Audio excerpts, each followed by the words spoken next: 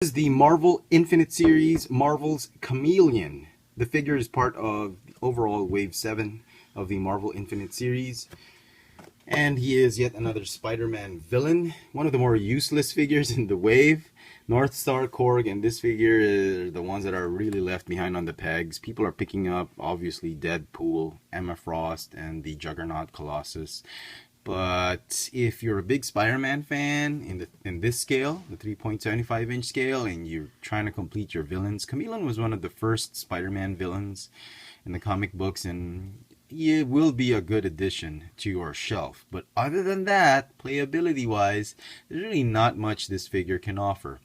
The figure is, well, painted as good as can be. I mean, there's some issues with the black bleeding onto the blue, or not being painted completely. The paint on the eyes painted onto the head sculpt. There are some issues with some of the figures. You'd think there'd be very little issues, very little paint apps.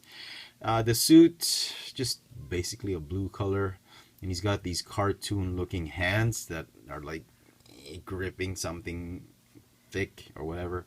And he comes with 2 extra heads, because he is the Chameleon. He can disguise himself. This is his default head sculpt, or the default face. You can pop it off easily. Put the Spider-Man head on it. Hey, Spider-Man, I look just like you. And here's the Spider-Man figure. Lighting. Okay. So, yeah, if you're gonna put him on the shelf with Spider-Man, okay, I guess that's fine. Then he's got the Norman Osborn head. I think it's Norman Osborn. I could be wrong. The Sandman, I don't know, whatever. It looks like Norman Osborn with the those weird looking eyes. I don't know. Wish it was J. Jonah Jameson. I mean, they could have, had they given this a J. Jonah Jameson head, and a Hammerhead, a Diamond Head, or whatever that guy's name is, as alternate heads, this figure would have sold a lot of pieces, definitely. But the alternate heads are just not quite as interesting as the 6-inch version from the Rhino Wave. So, sculpt wise, it sucks. It's like a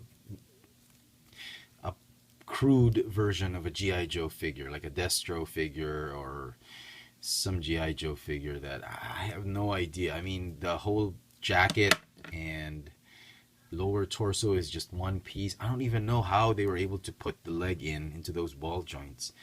The hands are just ridiculously sculpted. I have no idea who sculpted that. It's like chubby cartoon hands. The only good thing about this figure are his shoes and his head, and that's it. Even the head looks pretty small for the body. Look at that. He's got a small head. So the sculpt just sucks. Articulation, well, at least it's not the new, well, it is actually. It's the new mold. This is the only one that's post David Vonner out of the entire wave. Everything else has been recycled.